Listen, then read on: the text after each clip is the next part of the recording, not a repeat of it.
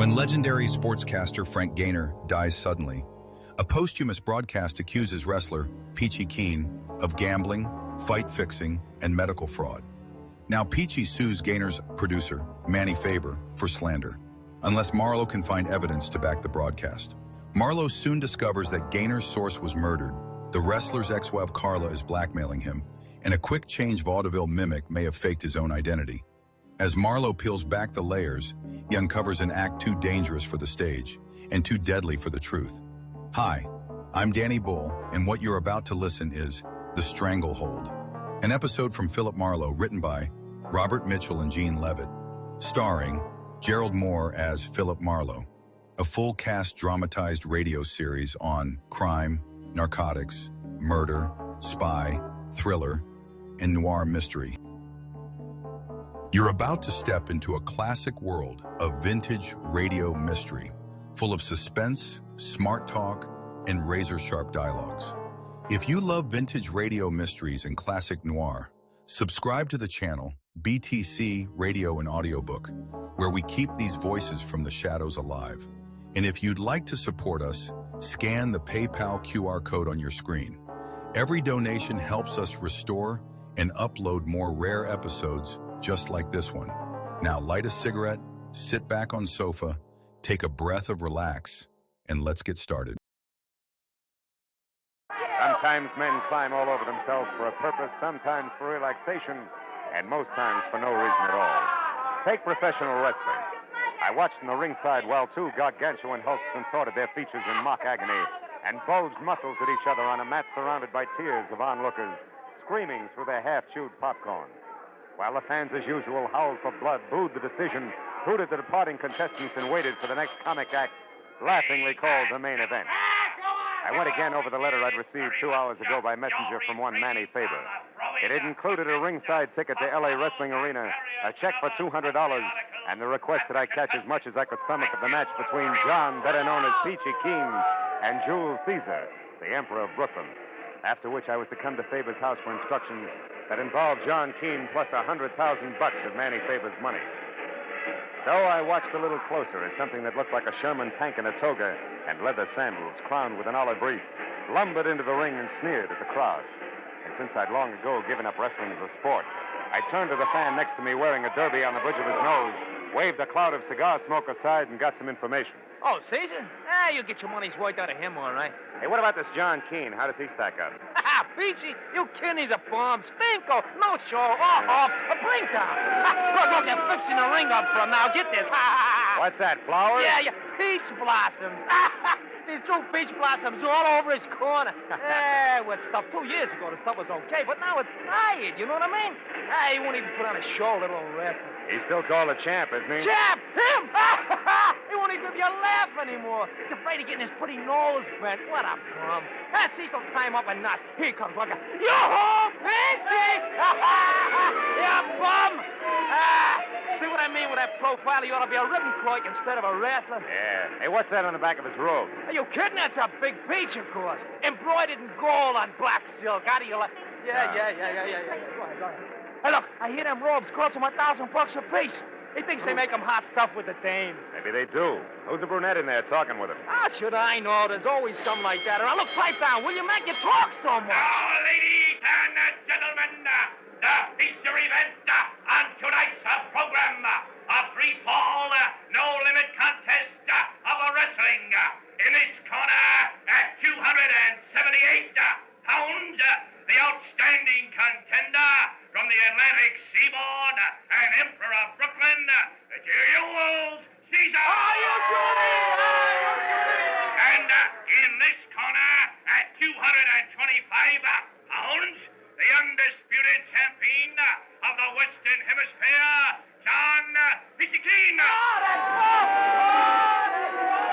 As the match got underway and Peachy started out of his corner, the good-looking brunette shouted something at him that stopped him cold. He turned to glare at her, and Caesar slapped a hank on him that put Peachy flat on his back for fall number 1. 3 minutes later, with his head in a gilligan, Peachy was well on his way to the mat again for fall number 2, which was enough for me, so I got up to leave. The brunette, I noticed, was leaving, too. And at the end of the exit tunnel, we came out side by side. You got a match? Huh? Oh, yeah, sure. Thank you. It's a mess, isn't it, huh? What's the mess? The way things are going inside there. Peachy ought to change his line of work, don't you think? Oh, what's it to you? A laugh so far. What's it to you? You said something to him that knocked him for a loop, baby. What was it? A personal matter. Oh, how personal? Oh, about like that. Thank you, and step down, Philip Marlowe. And you'd better step out, too, or I'll whistle for a gendarme. Nighty-night, Nosy. So saying, she flashed a couple of daggers at me from her snapping black eyes, spun on 4.5-inch red patent leather heel, and was gone. So I drove up to Hollywoodland and the house at 2000 Beechwood Drive, where I was to meet my client, Manny Faber. The house looked like a 2-room cottage from the street, but it ran for 3 stories down the backside of the hill. And all I did was touch the bell when the door flew open. You're Marlowe, am I right? Come on in, Marlowe. I'm Manny Faber, head of Faber Transcriptions Incorporated. Produce radio shows, you know. Yeah. So you saw him, eh? You saw that big, crooked, four-flushing, stupid, mat-pounding mastodon that calls himself Johnny Peachy Keen, huh? Yeah, I saw him. Yeah. Oh, have a chair. Oh, thanks. Well, what do you think? You just summed it up. What's that got to do with your $100,000, Mr. Faber? You haven't seen the late editions? No. They're full of it. Peachy Keen is suing me for 100 G's for slander. How can you slander a guy like Peachy? It's impossible. I know that, and you know it. But does a court of law know it? No. In fact, they're going to make it stick. No? How'd it happen? I'll tell you. A very sweet guy named Frank Gaynor. Yeah, I know him. A sports commentator. Yes, he's been doing 5 a week on my label and going big. But 3 days ago, what we've been expecting for months finally happened. Rest his soul. A week ticker. And just like that, he dropped dead on the street. Heart failure. Yeah, I read about it. Well, Frank always kept 5 broadcasts ahead, see? Made tape recordings in his own little studio. So I've been running his last 5 shows as a final tribute to him. Well, what happened? Yesterday, the whole 15 minutes of his broadcast was devoted to ripping apart John Peachy Keen. Here, listen. I've got the tape here on the machine. This is one part. A blight on the sports world. And furthermore, I have proof that Get John that? Peachy Keen has sold out to the highest bidder in small-time gambling circles in his last 3 matches. Now, I know for a fact that he has become so blatant in his underhanded dealings that even as dubious a business as professional wrestling cannot stand the stink. And officials have threatened to bar him from the ring. Strong I can stuff. show beyond a doubt that John Peachy Keen has falsified medical reports to evade tough competition, and that he eventually... Yep. It goes on like that, Marlowe. Some of it opinion, most of it fact. And it's the facts that my lawyers tell me I've got to find the proof for or be a dead duck. That's why I asked you to come up here. Oh, excuse me. This Sure. is probably Ruth, Frank's wife. Nice show people once. Oh, hello, Ruth. Come in, honey. Hello, Manny. I haven't been able to find a thing yet. I can't imagine where Frank got his information. Oh, Ruth, shake hands with Mr. Marlowe. He's the detective I told you about. Mrs. Gaynor, Marlowe. How do you do, Mr. Glad to know you, Marlowe? Mrs. Gaynor. Manny, here's the key to Frank's private studio at 6122 Sunset. It might be a good place for Mr. Marlowe to start. Yes, all his files and equipment are there. Frank didn't like to work at home or at my plant on the strip. Wanted his own private setup. We looked there, but maybe we missed something. Okay, I'll see what I can find. Oh, by the way, do either of you happen to know a good-looking brunette connected in some way with Peachy? No, but he's quite a ladies' man, I understand. Why, Marlowe? That's just a hunch. I saw him talking to one tonight, a fireball. May mean nothing. Well, I hope you'll be able to locate the proof of Frank's statements, Marlowe. We've got to find it for Frank. Also, it'll break my heart to pay $100,000 to a no-good meat heaver named Peachy Keen. I promised Faber I'd keep in touch and left.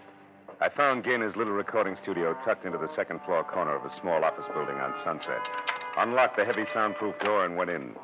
The room had a busy, cluttered look, as though Gaynor himself had just stepped out. A row of filing cabinets and a desk sat along one wall, and opposite them was the glassed-in booth with the tape recorders and microphone by which the solitary sportscaster had canned his radio programs. I dug through the files and found a folder labeled John Keen that held only a sketchy history of the wrestler. Some publicity pictures and a few clippings, one of which rated a long second look, because it was topped by a picture of the same brunette I'd seen at the ringside. It was captioned, Carla Bennett leaves for West Coast. I started to read the story when there was a sound at the door behind me and the lights went out. Don't move, Mighty. I'll kill you on the spot if you do. Up against that window, you make a perfect target, you know. So don't try anything cute. What do you want? A little more than I'm getting, it's what. I'm entitled to it, I am. The service is rendered, you might say. I can't help you, Busty. You've come to the wrong man. Oh, but not to the wrong place, huh, Mighty? So, first things first, like I always say. Turn around, Marty. Yeah, it's nice. Oh! Blotto getting it. Sleepy boy.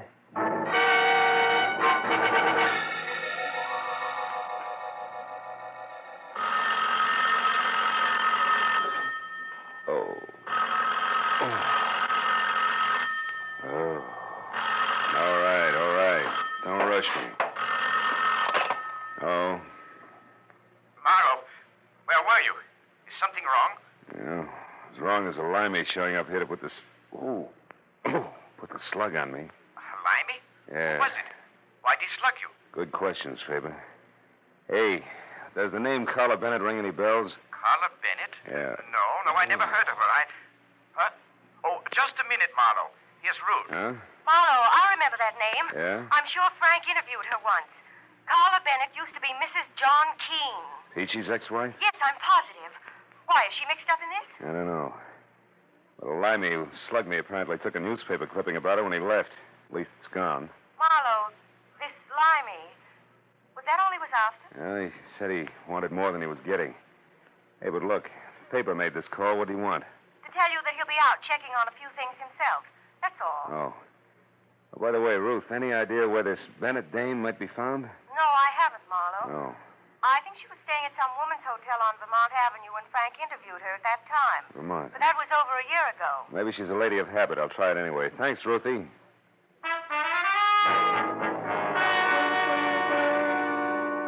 There were 3 exclusively female hotels on Vermont. And the second one I called had a Carla Bennett registered. So I went out to my car and babied my aching head down Vermont to the Victoria Plaza ladies-only hotel. The lobby was done in ivory and pink with desk clerk to match, whom the nameplate tagged as Mr. Seymour Pratt.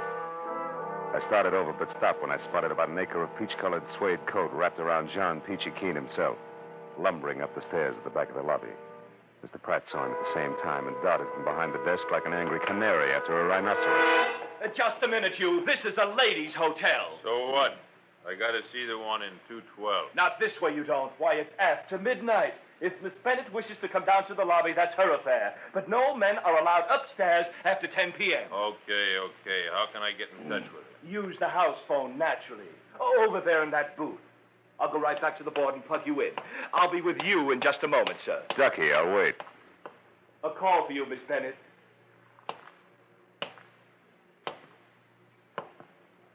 Good listening, huh? What? Now, see here. You know perfectly well you're not supposed to come back to this desk. This is for employees only. What about eavesdropping? Is that for employees only, too? Oh, why, how dare you Save it, accuse me of- Seymour. The guy in the booth there is a professional wrestler. If he finds out you're listening in, he'll tear your arm off and beat you to death with it. Better let me take over. Here, give me the earphone. Now, wait Come a on, minute. give it to me. Hey. Okay. Now sit there like a good boy. Keep the key open and your trap shut. Well, no surprise. Where are you now, John? In the lobby, in a phone booth. You better come down, Carla. No, really? John, Shut up. I'm tired. Will you call me No, tomorrow? wait a We'll minute. What do you mean by that crack you made tonight when I was in the ring? Just what I said. I want a nice big slice of that 100,000 you're getting from Manny Faber. Why, you're crazy. What makes you think I'd give you one lousy penny? You will, gladly. You see, John, I know all about those visits you made to the Lyceum Theater. One of us come back to L.A., hasn't it, darling? Why, you sneaking... Oh, shut up. After the life you led me for 4 years, you big ape, I'm entitled to all I can get. And that'll be plenty. So I advise you to run right back now and tell your friend that I know all about your little scheme. And talk it over good, John. I'll be waiting to hear from you. All right. I'll do just that. And you're sure going to be sorry you stuck your nose into this one, Carla. Real interesting. Are you quite finished now? Yes, and you were a big, big help, Mr. Pratt. Oh, there he goes, peachy suede coat and all. So long, Seymour.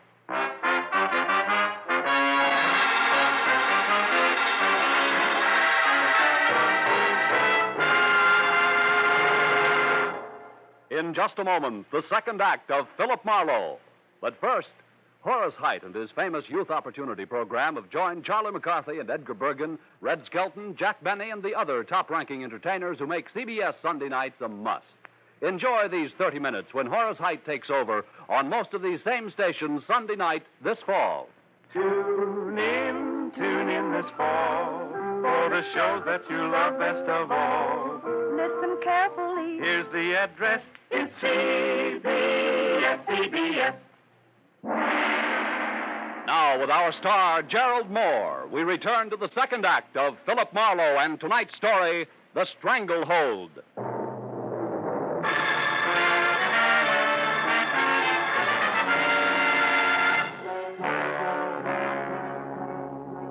When Peachy Keen slammed out of the phone booth, he was burned to a crisp. He stomped out of the woman's hotel via the back door that opened onto the parking lot. And when I got there, it was already out of sight. I stopped in the shadows to figure out which way he'd gone, but skipped that as the back door opened again. This time it was Carla Bennett. She ran across the lot, hopped into a new green convertible, and got as far as switching on the lights before still another character pranced into the headlight beams like a veteran ham making for upstage center. Bennett! Hey, Miss Bennett, wait, I gotta talk to you. I couldn't tell where the first one came from. I only heard it. It brought the little man up on his toes and arched him like a drawn bow. I saw the flash of the second one. It came from the alley and crumpled it into a pile. A moment later, a Mohr roared, and I ran to where I could see, but a pair of taillights twisting onto the side street. It was all the good it did me. I went back to the body of the little man as Carla Bennett climbed out of her car. She was white from shock, and in the headlights, her makeup was garish. It belonged on a clown. The back alley harlequinade was suddenly very grim. He was shot, Mr. right in front of me. Who's the little guy, Carla? I don't know. I never saw him before. You know my name? Yeah. We met at the wrestling arena earlier tonight, you remember? Marlowe, private detective.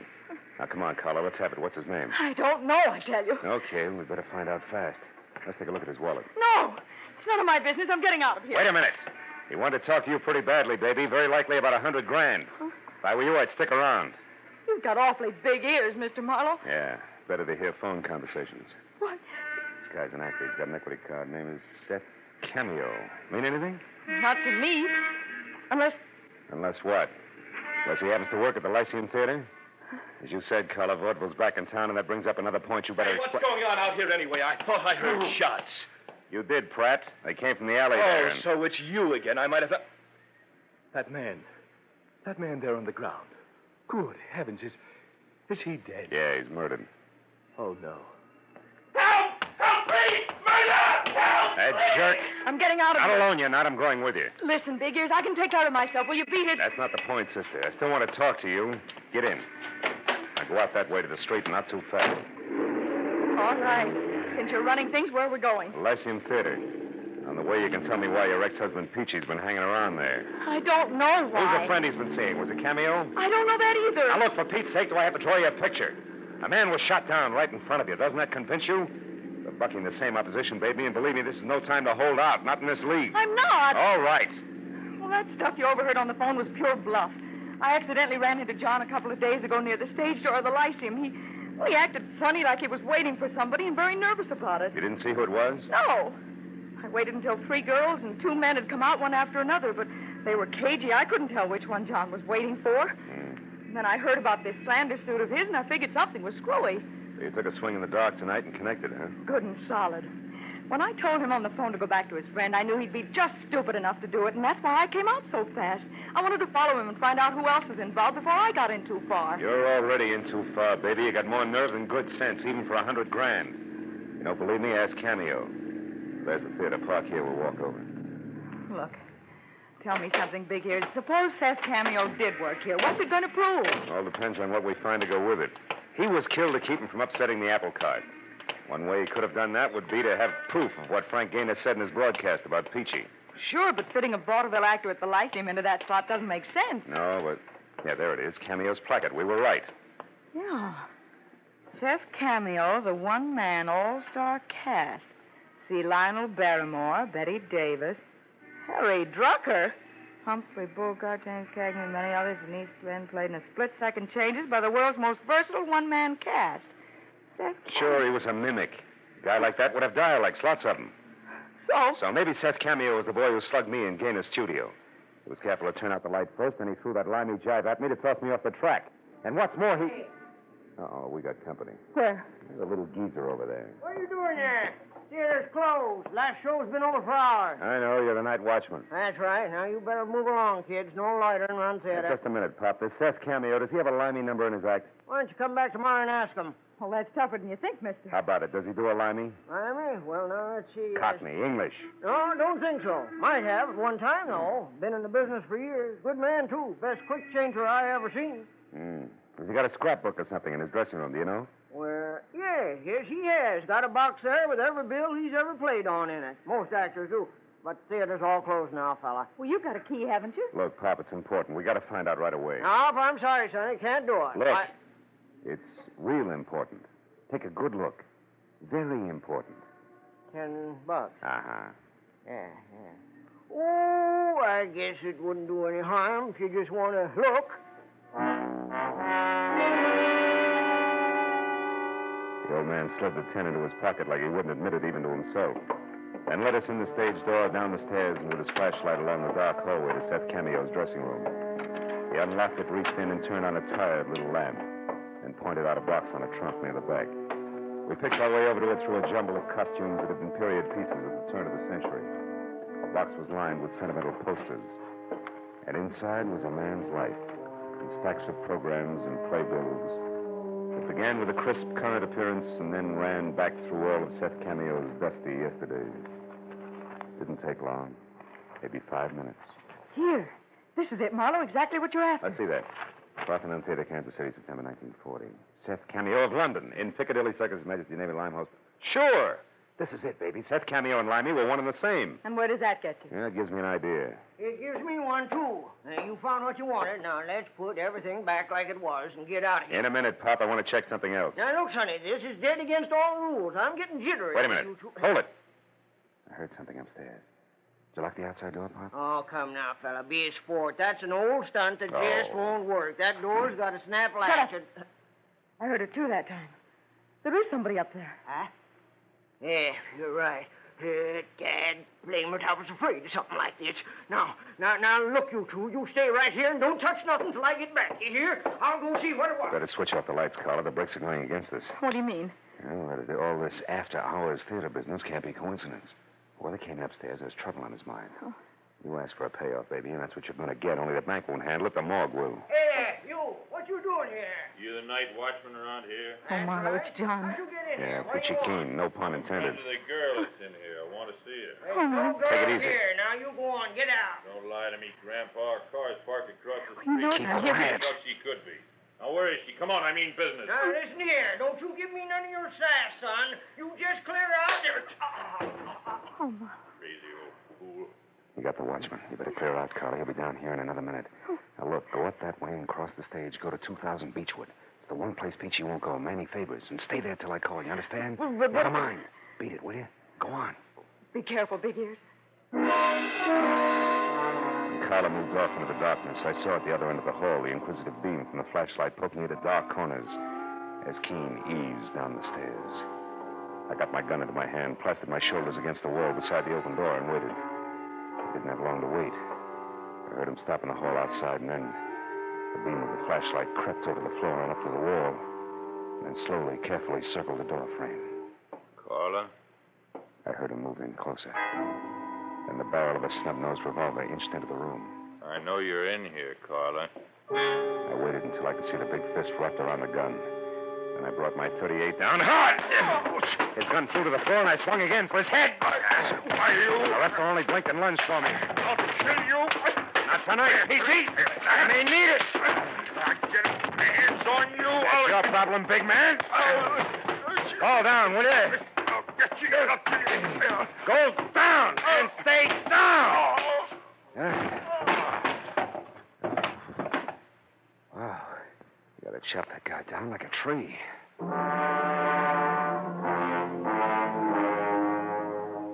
It had been short but vicious. And the one punch he'd landed had shaken me to my shoelaces. The wreckage of costumes, props, and a lifetime of old theater programs was scattered over the room like big moldy snowflakes in the crazy ankle-high glare from the still burning flashlight. As I sagged down onto a trunk to catch my breath, I saw something that brought me right back to my feet again. An illustrated program from the King's Theater in Buffalo that gave me a new slant on the whole mess. It billed Seth Cameo as the man with 1,000 voices, the perfect mimic. And the act that had followed him for a 30-week run was a girl whose face I knew well. I ran out of the theater into the nearest cab stand where I sent one driver to get the police over to the theater, and with another, I headed for Manny Faber's place on Beechwood, and what I was positive would be another murder. When I got to the front door, I knew there was no need to hurry. It was all over. Come on in, Marlowe. I've got news for you. was Carla with a gun in her hand. And on the floor in the corner, her face tight with pain, was Mrs. Ruth Gaynor, glaring hate up at me like a wounded panther. There she is, Marlowe. I recognized her as soon as I saw her. She's the one Peachy was waiting for outside the Lyceum Theater. They've been working together all this time to frame that slander suit against Faber. Yeah, I know. But I didn't expect to find you like this. What happened? She knew I recognized her and pulled this gun on me. One she used on Seth Cameo, no doubt, huh? Uh-huh. She was going to use it on me, too. But I was way ahead of her. She's only in love with John Peachy Keen, but I was married to him for 4 years, and you don't live with a professional wrestler that long without picking up a few tricks. They call you the weaker sex. What is it, Ruthie? Your elbow? Is it broken? Let me alone, you two-bit flatfoot. I'll call a doctor and get you fixed up. For one reason only, I don't even like to see a Black Widow spider suffer.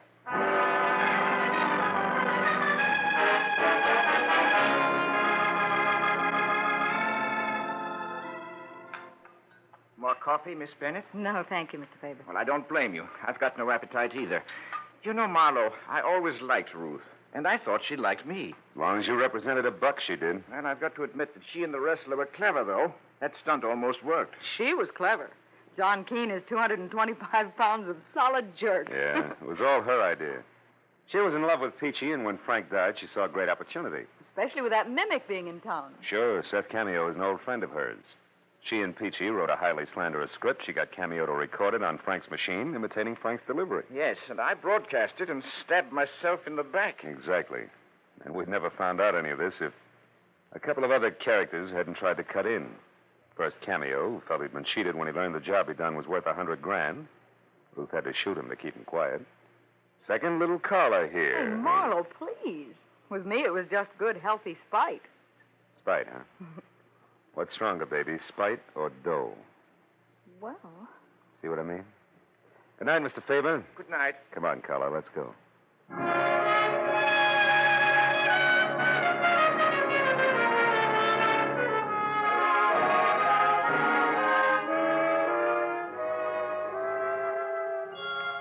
We didn't go home directly. We went on up Beechwood Drive, high into the Hollywood Hills, and parked where we could look out over the sparkling, sprawling city. And then we talked about Carla, her life, relative values, the city below us, and the dark hills above. And then, as we watched the first faint glimmer of dawn rise in the east, we both realized something. Not original, not very complex, and certainly not sophisticated, but very gratifying. In the final analysis, the best things in life, we both agreed, are still free. Know what I mean?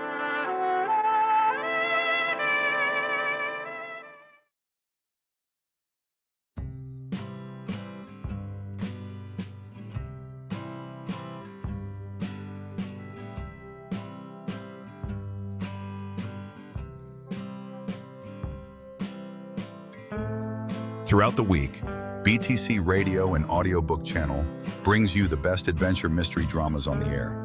So here, action-packed, fast-moving plots to hold your interest right up to the smashing climax on such thrilling programs as Big Town, Mr. District Attorney, The Big Story, and Dragnet, every week on most of this BTC Radio and Audiobook channel. On Dragnet, you'll hear the documented cases from the Los Angeles police files. The Big Story brings you two tales from the front pages of America's newspapers. Mr. District Attorney, the champion of the people, takes you through an exciting episode in the conviction of a criminal. We have series of Philip Marlowe, Pat Novick, Boston Blackie, Nick Carter, and many more. So stay tuned. Do not forget to subscribe to our channel and press the like button.